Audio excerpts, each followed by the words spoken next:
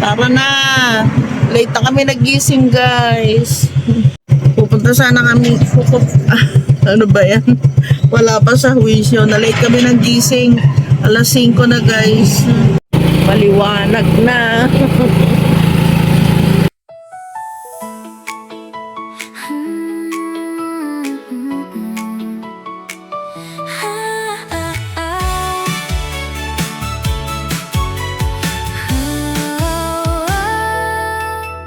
Sa bawat araw, may bagong kwento. Simpleng buhay pero masayang totoo. Lutong bahay na puno ng pagmamahal at mga pangarap na hindi maglalaho kailanman. Sa Dubai, UAE nagsimula hanggang San Antonio, Quiapo ang saya. Pag-travel hanggang Bicol na maganda. Kasama ka sa bawat alaala, tawa. Kamera ay bukas, buhay ay gumagalaw. Bawat sandali ay may kulay at ilaw. Kahit saan man mapunta, good vibes lang ang dala. Lovelace Vlog, tara na't sumama sa kwento ng buhay na puno ng ligay. Pamahal. So, ito ngayon yung lagay, kondisyon ng aming kusina. Medyo naayos ko pa yan. And si Papa, nagluluto siya ng paklay. The best paklay in town. Sarap niyan. Yung mga Bisaya, alam nila ito. Paklay. Tapos yung tofu. Tapos ito yung lechong kawali. Ano naman, magpapakbet ako, guys. Pero unahin ko muna itong barbecue kasi magpapaihaw na ako kay Kuya Clark. Yan. Ang emosyon, mga simpleng bagay na nagbibigay kulay, ngiti at pag-asa sa bawat tagumpay. Kahit minsan may pagod at problema, patuloy pa rin ang siya kasama ka. Bawat upload ay kwentong buhay, punong-puno ng pagmamahal at gabay. Kasama ang viewers na laging nandyan sa bawat pangarap na gustong makamtan. Lovelace Vlog, tara na't sumama sa kwento ng buhay na puno ng ligaya. My life is unique and beautiful. Bawat araw ay wonderful. Yun, nahuli. Yan. Ooh.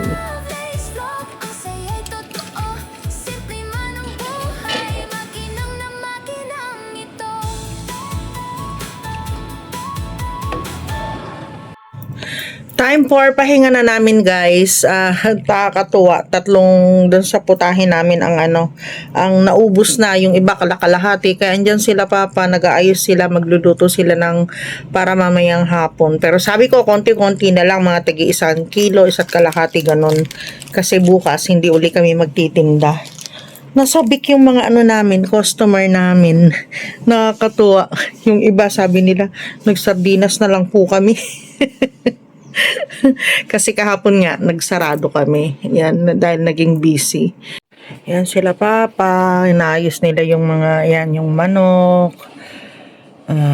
Patapos na yata.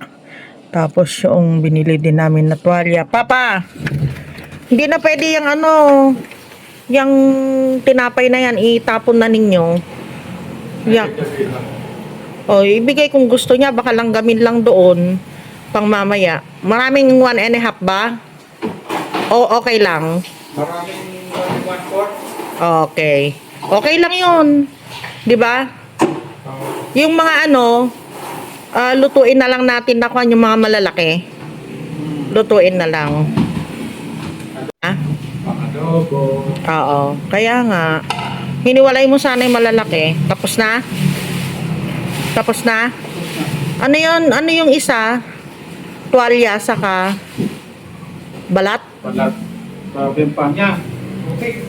Oo. Naglinis na ako dito kanina, guys. Hindi, punasan na lang yung dyan. Pamunas dyan. Ay, pasensya na kayo guys. Hindi talaga kami hindi ako nakakapag-edit kasi ng ng araw-araw. Gusto ko sana, kaso 8:30, alas 9, ganun, minsan alas 10, saka lang kami matatapos na na mag-imis pag nagtitinda kami.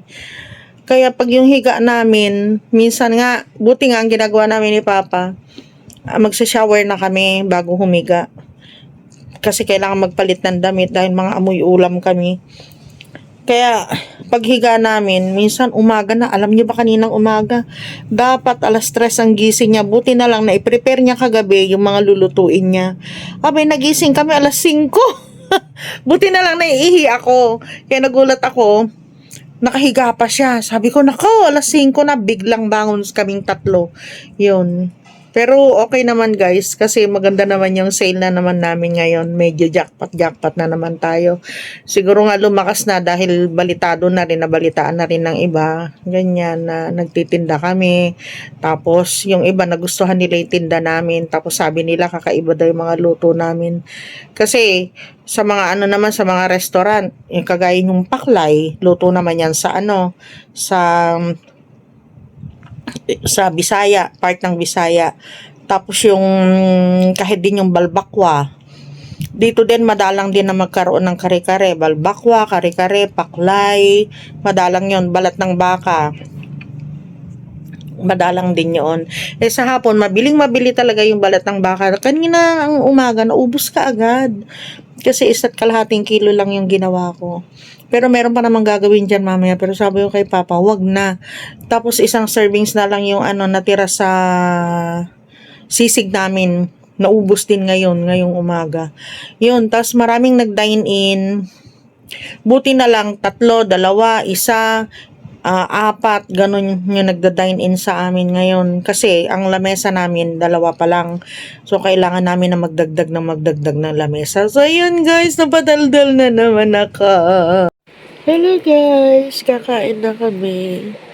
Pinanda lahat ni Papa. Dito kami kakain sa taas. Inabot lahat, ganyan siya lagi. Lahat ng kailangan ko, inaabot niya.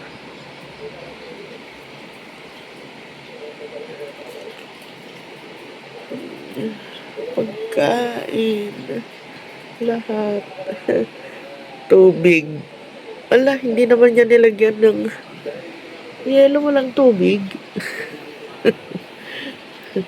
Nandito kami ni Papa ngayon sa Gimba. Sinamahan ko siya na malengke. Dito lang ako sa tricycle. Babantay ng mga pinamili niya. Time check. Mag-aalas 2 na. Ito pa lang yung nabili niya. Ikot siya ng ikot. Alam nyo, galing ako dun sa baba. Tinulungan ko si Papa na na maghanda. Yung barbecue na pang 2 days, nagawa ko na, natuhog ko na rin. Nilagay ko muna sa sa freezer. Ito, basang-basa yung damit ko, Basa, naghugas ako doon. Kadarating lang ni Kuya Clark. At itong mga batuta, naku, dito na naman. Sige, sunod sa akin. Teka, Jamila, Bella, mag-ano ako. Aray ko. Magbibihis lang ako, anak. Ayun si Sky. Sky. Si Bella na makulit. Bella! Bell! Aray ko, napakakulit talaga nitong aso na ito. Aso ka pa ba? O tao ka na? Sky. Si Jamila. Aray! Sky! Wait! Shh. Ang kulit. Grabe. Tama na. Sobra na naman sa kakulitan. Hindi na ako bababa, guys. Napagod na ako. Tapos, anong oras na? Maaga kaming gigising ni Papa. Kami ang opening kaming 2. Ewan ko lang. Sana makaya ko. Alas 4 ako. Siya alas 3. Tapos, ngayon, inaasikaso na niya yung ayan. Ako naayos ko na yung mga nahugasan ko na yung mga kamatis. Yan, hugas na. Kamatis, sili. Ayan, ay, andun pa pala yung hugasan mo yung ano, patatas mamaya, tapos patiktikan. Oo. Babad mo na dyan sa tubig para madaling matanggal yung ano niya, yung lupa-lupa. Ayan. Tapos ayun. Ayan, nakita nyo yan, yung dami na yan na pinapakuluan niya. Papakulo siya ng baga. Ang dami ano. Tapos nagpalit kami ng kalan kasi pangit na yung kalan niya. Medyo ano na, medyo bumibigay na. Yung nasa kalan sa labas yan, nilagay na namin dyan. Halo na atay or baga sa Tapos andyan na si Clark, dumating na, nagtatanggal siya ng sinampay. Ano pa? Pwede tayo maghalo ng baga or atay sa binagungan. Hindi. Hindi pwede. Tabalan sa kayong laman. Oo. So, tabako. Oo. Taba lang sa kalaman. Hindi pwede. Hindi pwede yan binagoongan sa ano. Ganyan lang. Ayun. Oo. Tubig pa? Oo. Para sa kape o sa ano? Kape or coffee or lugaw or tabaw. Labo. I will kape-kape pag may lugaw. Parang trip ko maglugaw ngayon. Asan yung ano ni Clark? Yung isa niyang ganito. Pitsil. Ay, may ginamit na pala kami. Kailangan yung ano. Kailangan doon yung sandok. Ay, yung sandok nga ng lugaw. Saan mo nilagay? Saan? Sandok ng lugaw. Ay nako, ang hirap magpatuyo. 3 days na yung damit namin, malagihay pa rin kagabi. Kaya itong mga damit dito, oh, siyang naka-electric fan ngayon. Hirap patuyo eh. Ito pala dito. Nailagay ko doon. Nalagyan natin ng mga plastic. Ba't may ganito ka dito, Hal?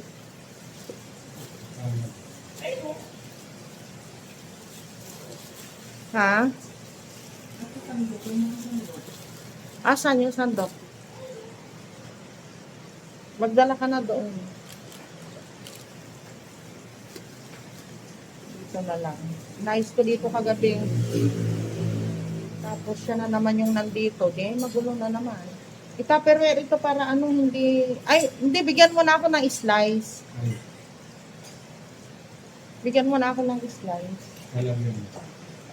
O, sa akin pa hanapin yung lalagyan. Wala ka. Pang overload nga ni.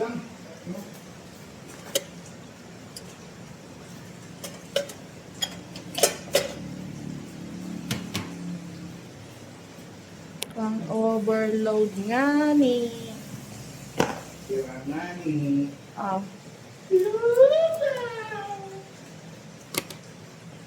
Hindi. Biyakin mo sa gitna. Ay, Yan. Kasi pag overload, meron ng tumbong, meron ng wala ano. tayong tumbong. Kaya nga, may tuwalya. Ganon ang ginagawa ko. Hindi na sa purong ganyan.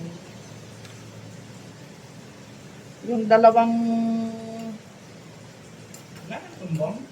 Wala. Wala, Hindi nakabili kahapon. Hindi, wala talaga sabi ng supply. Walang delivery. Kay Paulo din, wala. Hindi, pwede mo kahanap ng pagbabayan. Yung balat, ayan, ready na. Yung sisig, naka-ready na. Magliliwanag pa lang. Tinatansya namin guys kasi minsan tinatamad ang tao na lumabas. Nagtitimpla na ako nitong sisig. Yung suka, kunuha mo doon? Ayun. Tatyan ka. Yeah, yeah. Mama love,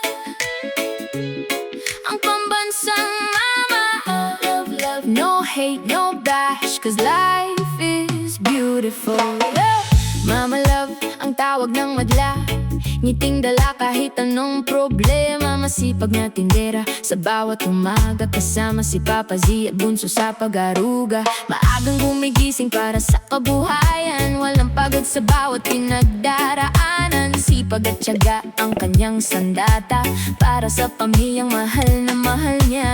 Love, love, love ang laging sinasabi. No hate, no bash sa bawat sandali. Dahil ang buhay napakaganda kapag Tumila ng kaunti ang ulan. Ayan na si Papsi. May daladalang ulam. Sayang naman kasi hindi kami magtitinda. Love, love, love ang mensahe niya. Pag-asa at saya ang Paubos na yung aming paninda. Barbecue, 2 kilo, yan na lang. Jaran. Ito marami talaga ito. 2.5 kilos ito. Tapos yung munggo, wala na, paubos na. Alas 6 na po. Eh hanggang alas 8 pa kami dito. Ewan ko kung ano, aabutin pa ito. Ang bilis nang maubos. Yun, yung kapitbahay namin doon. Tindahan din niya, yung maliwanag dyan. Ay, naantok na. Maghapon, straight si Papa. Ako, nagpahinga ako ng 1 oras. Nagising ako nung pumasok siya sa kwarto. Hindi na ako makatulog, kaya bumalik na ako dito. Kaya masakit nga ang ulo ko eh. Gusto ko magpahinga ng maaga ngayon. Grabe yung dine-in dito kanina. Na pagtripan nila yung namin, barbecue namin. Parang gusto ko magpahinga bukas pag maulan. Hindi tayo magtitinda. Gusto mo magtinda? Ha? Kaya gusto ko magpahinga. Kakapagod yun. Kaya na sana. Pero maganda yun. Nakakatuwa kasi pag yung gano'n na... Yung tayo ko kanina, yung nagkumot na ako eh. Yung gano'n, yung kasi guys, yung pag ganito na... na... titinda kami. Yung mga biyahero, ganyan. Ano sabi nila kanina? Naghahanap sila ng makakainan. Ng makakainan. Mula Pangasinan. Umabot pa sila dito. Tapos dito sila kumain. Lumagpas na sila Sabi ko, daming makakainan dyan eh. Oo. Wala namang tawag sa akin, uncle. Wala naman po, uncle. Dami nila ng pasan. Inabot sila ng anong oras yun? Hapon na. Hapon na. Buti nagustuhan nila dito, Nakita yung barbecue. Umabante. Bumalik. Mamaya, umatras. Nagpainit na daw sila dyan sa kabila ng ng lugaw. Bumalik pa sila tapos matras sila dito.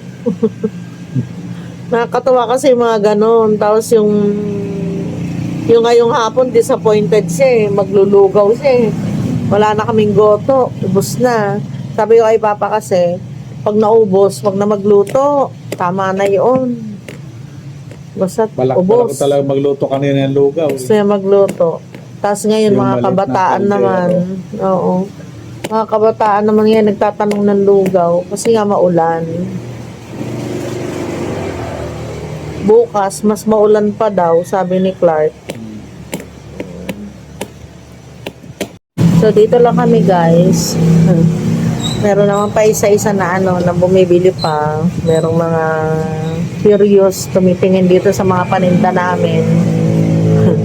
Kasi nagpupunta sila dyan sa Osage pag ganitong oras. Lalo na kanina yung inalok ni Papa ng palagpas na yung babae, Inalok ni Papa, ulam. Nahiya sila na magtumingin dito, magbuklat. Napabilisan, dami pala niyang pera. Tatlong putahing binili niya, So yun guys, ito lang kami. Huwag na kayong makiano sa amin. Makisama sa namin ngayon ni Papa. Bukas magtitinda din kami. Sayang kasi, sayang yung panahon. Sayang yung ano kasi last week. Hindi kami hindi kami, parang last week ilang araw lang tayo nagtinda. Dalawa. Dalawa lang. Tapos kasi may bisita kami last week.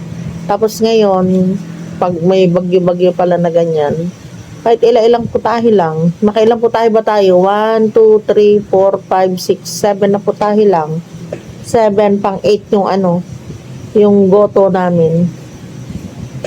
So yun guys, good night na sa inyo. Okay, no problem.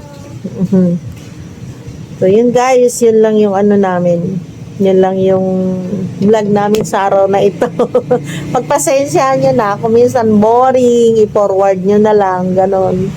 We'll see you again tomorrow. Salamat po sa panonood. Bye. Good night.